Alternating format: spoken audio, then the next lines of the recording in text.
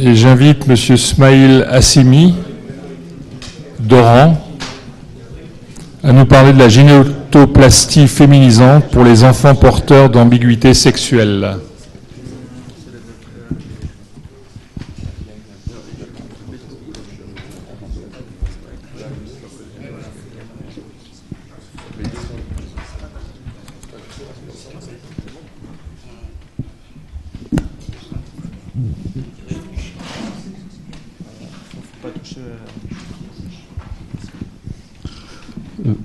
Monsieur le Président, Monsieur le Secrétaire Général, Mesdames et Messieurs les académiciens, bonne année avec mes meilleurs vœux. Et merci d'avoir accepté de me donner l'occasion de vous présenter ce travail consacré à l'utilisation de 2 techniques chirurgicales dans la féminisation des organes génitaux externes, des ambiguïtés sexuelles ou anomalies du développement sexuel, comme ça a été décidé lors du consensus international de Chicago en 2006. Et comme introduction, pour définir les anomalies du développement sexuel, on peut dire que lorsque le phénotype sur lequel on se base pour définir le sexe d'un nouveau-né ne ressemble ni à celui d'une fille ni à celui d'un garçon, il forme entre les deux. On parle alors d'ambiguïté sexuelle ou anomalie du développement sexuel. Mais cette définition reste incomplète puisqu'il y existe des ambiguïtés sexuelles où les organes génitaux externes sont bien formés, mais le phénotype ne correspond pas au sexe génétique. Ces dernières sont souvent de révélation tardive lors de la poussée pubertaire. Dans 4 types d'ambiguïté sexuelle, le sexe féminin est proposé pour ces enfants et la féminisation des organes génitaux externes s'impose après la naissance. Celle-ci comporte 3 temps: clitoroplastie, vaginoplastie et création de petites lèvres. Donc le but de ce travail est de décrire 2 techniques chirurgicale inédite utilisée par nous dans la gynécoplastie féminisant des ambiguïtés sexuelles et qui se complètent, une technique de clitoroplastie et une technique de vaginoplastie. Et on va rapidement parler de ces 4 types d'ambiguïtés sexuelles pour comprendre pourquoi on propose à ces enfants une féminisation des organes génitaux externes. Et on commence par le 46XXDSD, qui sont des filles dont les organes génitaux externes ont été masculinisés par une exposition excessive aux androgènes avant la 12e semaine de gestation. Une hyperandrogénie liée le plus souvent à une hyperplasie congénitale de la surrénale. L'hyperplasie congénitale de la surrénale est une maladie héréditaire à transmission autosomale récessive caractérisée par un déficit enzymatique qui bloque la synthèse du cortisol.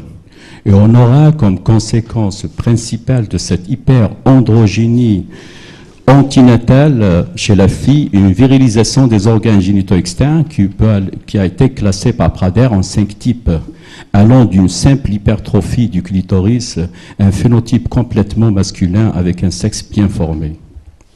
La dygénésie gonadique mixte, ce sont des garçons dont la virilisation des organes génitaux externes ne s'est pas faite ou s'est faite de manière insuffisante. Elle est caractérisée par un karyotype mosaïque 45X, 46XY, la présence d'un testicule le plus souvent dygénésique, et de l'autre côté, une simple bandelette striée comme on le voit sur la photo de droite en bas. À l'examen clinique, donc en plus d'un hypospadias postérieur, on a une asymétrie des bourses comme on le voit sur la photo de gauche.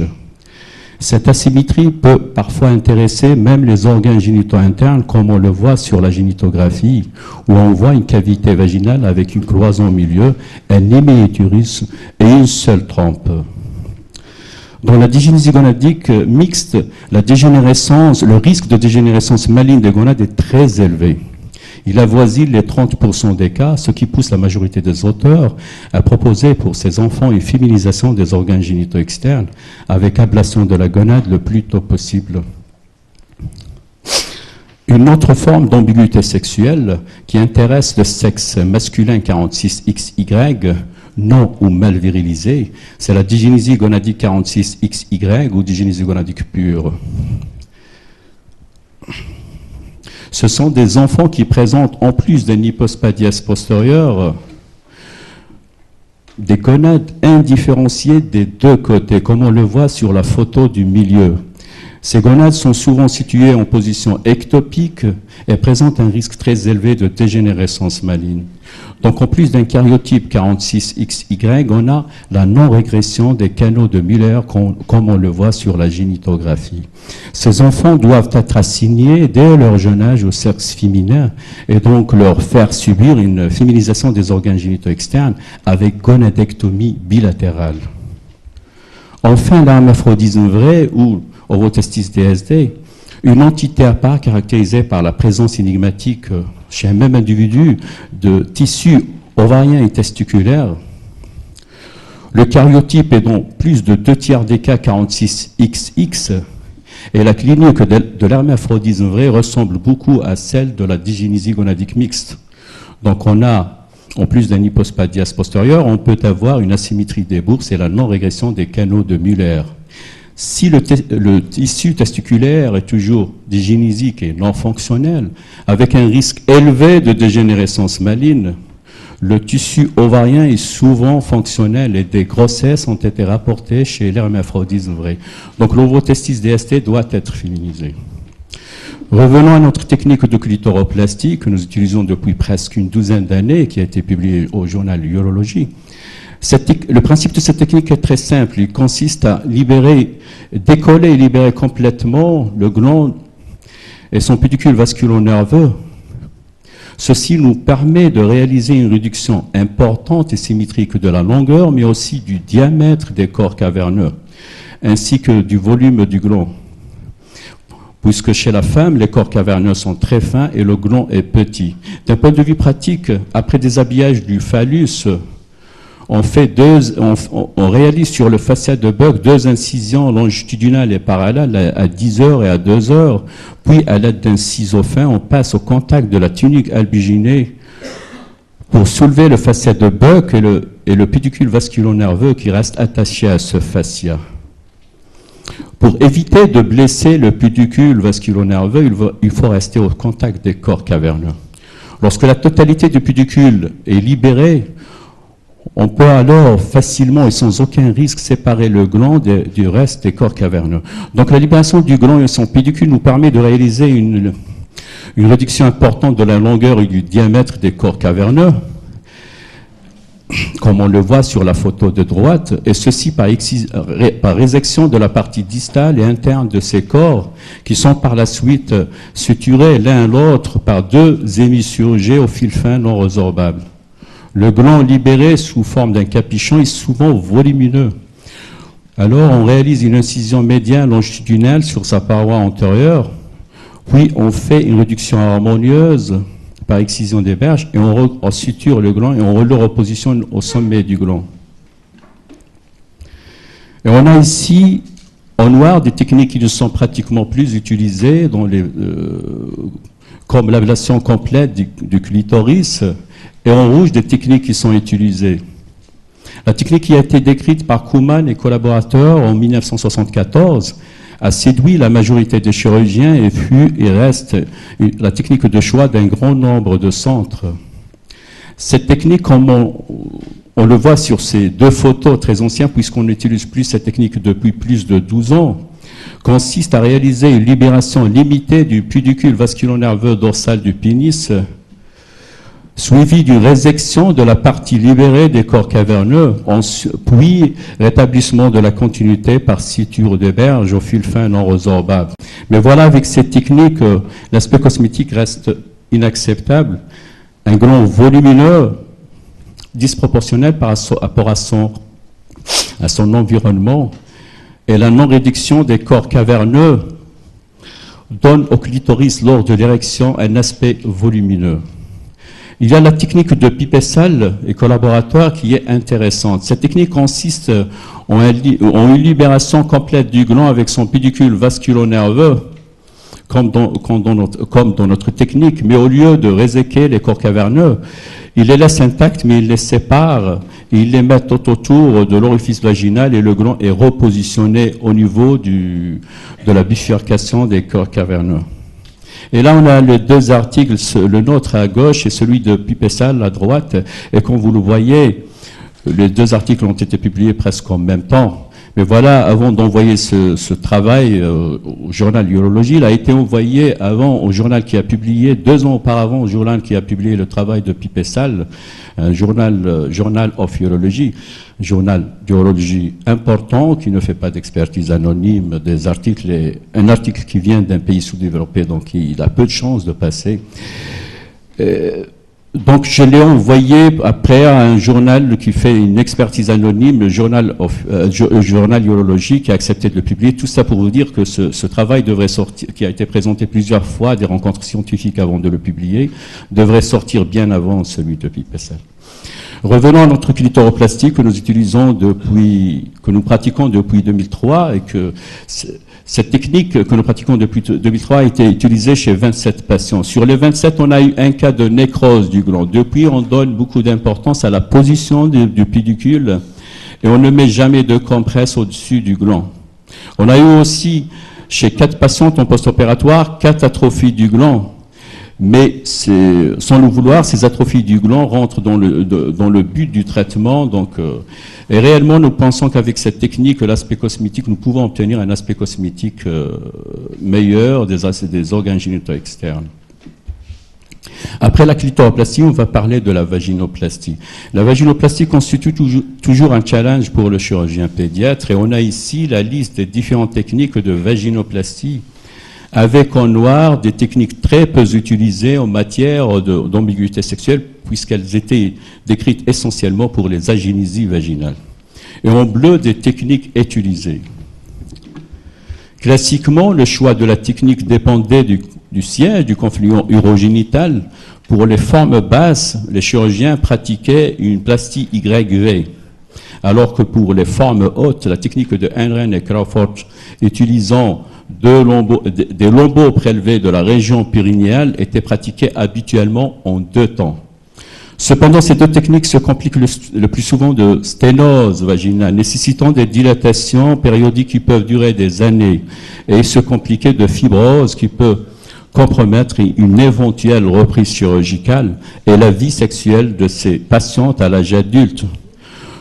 Devant ces complications redoutables, un grand nombre d'auteurs ont proposé de retarder la vaginoplastie jusqu'à l'âge de la puberté. Il y a une autre technique qui a beaucoup d'adeptes, c'est la technique de Passirini-Glaser qui a été décrite en 1989 et qui consiste à utiliser le canal du sinus urogénital, à retourner ce canal pour l'utiliser pour créer la cavité vaginale. Mais il semblerait que cette technique donne des sténoses vaginales dans 2/3 des cas avec des fistules urétero-vaginales. Mais incontestablement, la technique qui est à la mode actuellement, la technique de choix d'un grand nombre de sondes, c'est la mobilisation du bloc urogénital. Mais cette mobilisation ne permet qu'un gain de 1 à 1,5 cm, pas plus, au prix d'une réduction de la longueur de l'urètre, avec abaissement vers le périnée, du col de la vessie, du sphincter externe, ce qui peut constituer un risque sur la continence urinaire de ces femmes à l'âge adulte. Il y a une autre technique qui utilise un lambeau pédiculé fait de peau pénienne et de prepuce. C'est la technique qui a été décrite par Gonzalez et Fernandez en 1990, mais le principe de cette technique est complètement différent de la nôtre puisqu'ils utilisent ce lambeau pour former la paroi antérieure du néovagin, comme le montre ce schéma que j'ai pris de l'article original de Gonzalez et Fernandez, alors que les parois postérieures et latérales sont formées par un lambeau prélevé de la région périnéale. Cette technique reste très peu utilisée à cause du mauvais aspect cosmétique qu'elle donne. Revenons à notre technique de vaginoplastie. Cette technique qui a été publiée en 2013 au Journal of Pediatric Urology consiste à prélever un lambeau pédiculé de la muqueuse du prépuce et sert à créer la cavité vaginale. Ce lambeau est tubulé sur une sonde rectale 18, numéro 18 ou 20, et sert à créer la cavité vaginale, mais il est préférable de mesurer avant le défect vaginal pour prélever des lambeaux sur mesure, quitte à étendre le prélèvement à la face externe, comme on le voit sur la photo, du prépuce.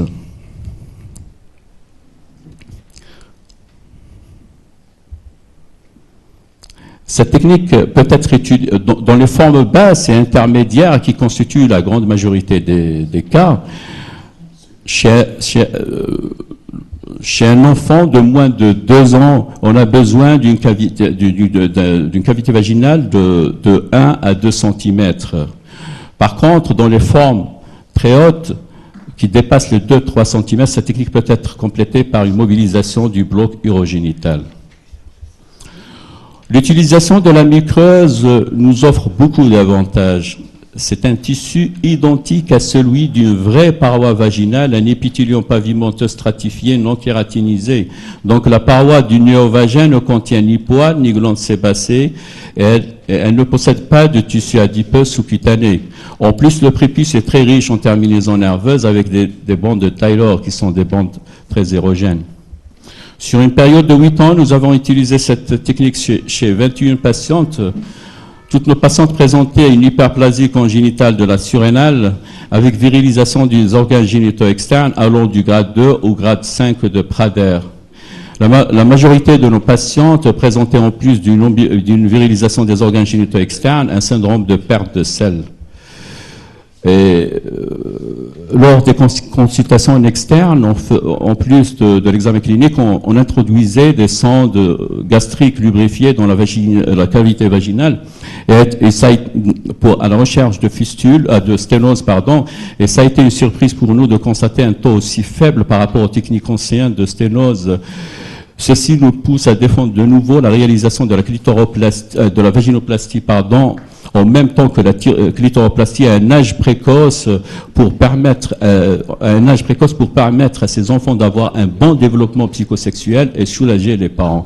Et comme conclusion, je peux dire nous pensons qu'avec ces deux techniques chirurgicales, la féminisation des organes génitaux externes des enfants porteurs d'ambiguïté sexuelle est devenue plus simple dans sa réalisation avec peu de complications et répond au but du traitement. Et merci de votre attention.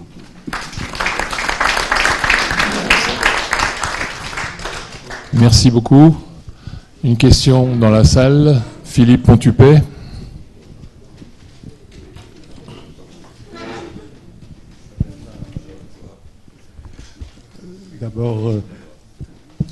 D'abord, permettez-moi de chaleureusement vous féliciter pour la beauté de votre exposé dans un sujet qui nous est particulièrement difficile, et vous le savez bien, même si votre conclusion évoque un mot de simplicité.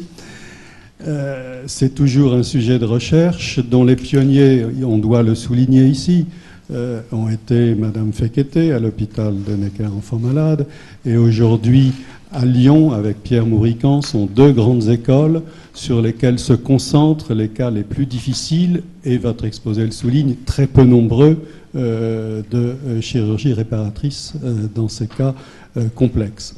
Donc c'était une excellente et très belle présentation.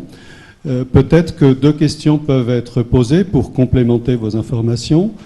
Celle de l'âge réel, car ayant été, non pas l'élève, mais le disciple de Madame Fekete, je l'ai vu opérer ses enfants en tout jeune âge, c'est-à-dire dans les premiers mois de vie, donc cette notion peut être précisée. Et également, toujours à Paris, j'ai assisté à une intervention faite par le professeur Peña, que vous avez parfaitement cité, avec également cette possibilité de vaginocoloplastie qui garde des indications spécifiques et sur lesquelles vous pourriez ajouter un commentaire. Donc, quel est l'âge auquel vous préconisez d'opérer les patients dans les indications que vous avez parfaitement précisées, et d'autre part, les indications pour une vaginocoloplastie? Merci de cette excellente question, merci. Là, je l'ai dit, c'est de préférable avant l'âge de 2 ans, parce qu'on a un conduit vaginal, on n'a pas besoin d'une longueur importante avant l'âge de 2 ans. Ça permet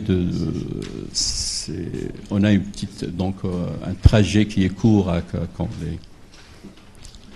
c'est parce qu'il y a eu une discussion sur l'âge, surtout de la vaginoplastie, de retarder, parce que c'est dû aux complications que les chirurgiens rencontraient avant avec les techniques anciennes qui se sténosaient. Là, avec l'utilisation de la muqueuse du prépuce qui ressemble à une vraie muqueuse et une vraie paroi vaginale, donc on peut espérer qu'on a moins de complications, moins de sténose, et ça me permet personnellement, moi, de défendre le principe de réaliser la vaginoplastie à un âge précoce pour permettre de soulager les parents parce qu'ils souffrent et de permettre à ces enfants d'avoir un bon développement de l'identité sexuelle. Ils doivent savoir qu'ils ont une cavité vaginale, un clitoris, c'est des filles, c'est pas des garçons. Donc on peut pas les laisser entre les deux. Bernard Lebel. Je vous félicite parce qu'évidemment c'est une très belle série puisqu'il y a plus que de 20 cas. J'ai juste deux questions. La première, est-ce que vous avez un suivi de ces plasties au plan d'ailleurs psychologique et physique? Est-ce que à l'âge adolescent, la situation reste satisfaisante? Et puis ma deuxième question, c'est que dans un certain nombre de cas, il est probable que les parents demandent que ce soit plutôt un garçon. Est-ce que vous avez... comment vous pouvez résoudre ce problème? Pour la première question, donc... pardon, c'est... Vous avez posé la première question, c'était... le résultat sur... le suivi psychologique est quelque chose de très important. C'est systématique, donc il faut que c'est... Le résultat, on commence à avoir des enfants qui commencent à venir, donc on a... Ce résultat est permanent, donc c'est des sténoses vaginales qui répondent bien à une ou deux dilatations. Le nombre est faible, ils répondent bien, parce qu'on n'a pas de tissu également sous-cutané qui est sous la peau de la région périnéale qu'on utilise dans la féminité. Pour la deuxième question, c'était concernant le choix des parents. On est là pour conseiller aux parents, on lui expose, parce qu'il a des gonades qui peuvent dégénérer. Donc il y a un risque important de générescence maligne. On dit au père qu'il ne deviendra jamais garçon, il faut le féminiser. S'il accepte, non, s'il n'accepte pas, on lui fait signer un papier. Mais ils ne deviendront jamais des garçons parce qu'il n'y a pas de tissu testiculaire. Donc c'est une suppléance, il faut qu'il y ait une suppléance hormonale à l'âge adulte. D'autres questions? Bien, merci beaucoup. Merci.